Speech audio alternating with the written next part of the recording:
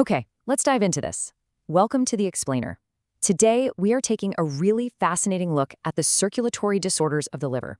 If you're prepping for your USMLE, or honestly, if you just want a high-yield mastery of hepatic pathology, you are in exactly the right place. I want you to think of the liver as a massive, bustling transit hub, right?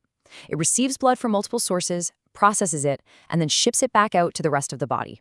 When this blood flow is compromised in any way, whether the incoming roads get blocked, the internal city streets get jammed up, or the exit highways are totally shut down, the resulting pathology is striking, it's specific, and you better believe it is highly testable.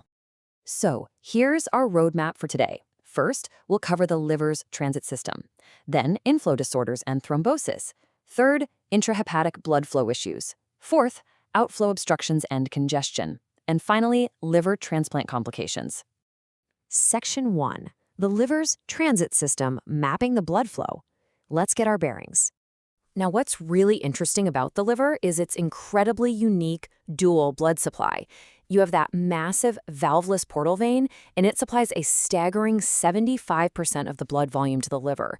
It's bringing in nutrient-rich but relatively oxygen-poor blood directly from the gut. Then, the remaining 25% comes from the hepatic artery, which, as you'd expect, is supplying the highly oxygenated blood. After these two mix and flow through the microscopic hepatic sinusoids, the blood drains into the crucial exit highways. These are the right, middle, and left hepatic veins, which then empty right into the inferior vena cava. Understanding this balance, this exact flow, is absolutely key. It's how you predict exactly how liver tissue is going to respond to different types of ischemic insults. Section 2. Inflow disorders and thrombosis. Blockages on the highway. We're going to begin with hepatic artery thrombosis. Now, because of that robust dual blood supply we just talked about, a spontaneous clot in the hepatic artery is actually incredibly rare. The liver has a backup, right? However, it is a very common complication following liver transplantation or major abdominal surgery. When the hepatic artery does completely thrombose and there isn't sufficient collateral flow to make up for it, you get a true liver infarct. You'll see an irregular shape and distinct pale margins surrounding multifocal areas of hemorrhage. Microscopically, this is your classic ischemic coagulative necrosis. The hepatocytes essentially die right there in place. They turn pale and they lose their nuclei. But what if the blockage happens in the portal vein instead? Well, this brings us to a massive USMLE buzzword, the infarct of Zahn. Now, let me ask you a question. Why does a portal vein thrombosis cause severe hepatocellular atrophy and distended sinusoids, but not true ischemic tissue death? Think about it. It's because the hepatic artery is still there, pumping in fully oxygenated blood. The tissue isn't suffocating to death from a lack of oxygen. Instead, the sudden drop in portal venous pressure and flow alters the local hemodynamics, and that leads to extreme stagnation. So in a classic pseudoinfarct of Zahn, you get this sharply demarcated dark red area that mimics an infarct visually. But histology reveals the truth. There is absolutely no coagulative necrosis. Instead, you'll see marked hemostasis. Blood is pooling heavily in greatly distended sinusoids, it's pressing against those hepatocytes, and that physical pressure causes them to atrophy. Basically, it's a localized traffic jam of stagnant blood. It is not dead tissue. Keep that distinction crystal clear for the boards. Now, if that portal vein thrombosis becomes chronic, the body is forced to adapt. It essentially starts building detour roads. A network of periportal collateral veins forms in the hepatoduodenal ligament to try to bypass the thrombus and restore blood flow.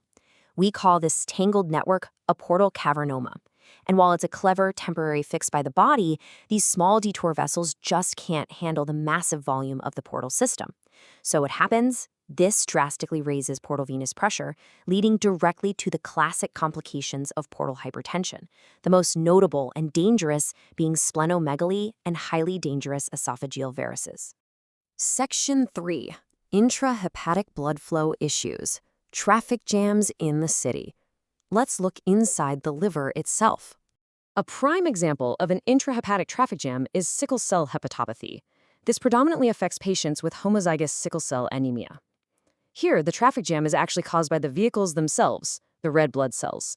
These rigid, sickled erythrocytes physically jam up the narrow sinusoids, causing profound intrasinusoidal engorgement. And to clean up this massive mess, the liver's resident macrophages, the Kupffer cells, are forced to undergo massive hypertrophy. as they try to phagocytize all those damaged red blood cells. Clinically, this sinusoidal obstruction leads to acute hepatic hypoxia. This manifests as an acute sickle hepatic crisis. We're talking severe, right upper quadrant pain, jaundice, and rapidly spiking liver enzymes. And this brilliantly illustrates another bizarre pathological finding, peliosis hepatis. The liver takes on this striking Swiss cheese appearance. It's caused by multiple randomly distributed blood-filled cysts scattered all throughout the parenchyma. Now, the absolute ultimate high-yield fact for your exams is this. These cystic spaces lack an endothelial lining. No endothelial lining at all. They are essentially just raw cavities filled with blood communicating directly with the sinusoids. If you get a question about a patient with non-endothelial-lined blood cysts in the liver, you immediately need to think of the classic associations. That's anabolic steroid use, oral contraceptives, Bartonella henselae infections, or post-renal transplantation. Lock those in. Section 4. Outflow obstructions and congestion. The exit highways or shut down. Surprisingly, the most common cause of outflow issues actually originates in the heart. But it is absolutely crucial to differentiate between the two sides of the heart here. Right-sided heart failure causes a backup of fluid directly into the inferior vena cava and the hepatic veins. This leads to passive congestion. The liver just swells with blood, causing those central lobular sinusoids to congest, and the hepatocytes slowly atrophy from the pressure. In stark contrast, left-sided heart failure causes a forward failure. The heart just isn't pumping enough blood out to the body. This leads to systemic hypoperfusion and hypoxia, which hits the liver's arterial supply and results in true ischemic coagulative necrosis of those highly vulnerable central lobular hepatocytes. Now, when severe passive congestion meets ischemic necrosis, which is something we often see when a patient has generalized biventricular congestive heart failure, you get the famous nutmeg liver. The cut surface looks mottled red and yellow. The dark red spots are areas of central lobular hemorrhagic necrosis due to that high back pressure. And these contrast sharply with the paler surviving periportal hepatocytes. Why do they survive? Because they are located closest to the incoming oxygenated blood. It's a classic visual you have to know. Moving beyond the heart, what if the hepatic veins themselves thrombose? Well, this is Budd-Chiari syndrome. To truly understand Budd-Chiari, you have to think about hypercoagulable states. It is very rarely just bad luck. In roughly 75% of cases, there is an underlying trigger that is making the blood too prone to clotting. High-yield board associations you need to memorize include myeloproliferative disorders like polycythemia vera or essential thrombocythemia, also inherited coagulation defects like factor V Leiden, and don't forget acquired conditions like the use of oral contraceptives or antiphospholipid syndrome. When a clot forms, it usually takes the occlusion of two or more of the major hepatic veins to cause the severe clinical triad of Budd-Chiari. That triad is hepatomegaly, ascites, and abdominal pain. The liver essentially becomes a blood sponge that cannot wring itself out. It becomes grossly swollen and intensely red-purple. Histologically, this translates to extreme dilation and congestion of the sinusoids, specifically surrounding the central vein. Untreated, this extreme blood retention has a very high mortality rate. That makes early surgical portosystemic shunts to bypass the blockage entirely absolutely life-saving. Now, we must clearly differentiate Budd-Chiari from another major outflow obstruction, hepatic sinusoidal obstruction syndrome. You'll also hear this called veno-occlusive disease, or VOD. While Budd-Chiari is a clot in the large hepatic veins due to hypercoagulation, SOS is an obliterative venulitis of the tiny microscopic central veins triggered by direct toxic injury. So what kind of toxins are we talking about? The classic board scenarios involve a leukemia patient undergoing a hemopoietic stem cell transplant who receives intense conditioning chemotherapy, or a patient who ingests toxic paraluzidine alkaloids from Jamaican bush tea. These toxins specifically damage the endothelial cells in zone 3 of the liver lobule. In early SOS, that toxic injury causes the endothelial cells to literally swell up and slough off. They plug up the central veins, causing massive pericentral congestion and hemorrhagic necrosis. Blood just spills right into the space of death, killing the surrounding hepatocytes. Then, in the late, chronic phase, perisinusoidal stellate cells activate. This leads to dense collagen deposition that completely obliterates the lumen of the central vein, causing permanent, irreversible obstruction. Section 5. Liver transplant complications. When the new hub is attacked. Let's move to and see how this builds, because transplant rejection follows a very specific, testable timeline based entirely on which part of the immune system is doing the attacking. Hyperacute rejection happens incredibly fast, within minutes to hours. It is antibody and complement mediated.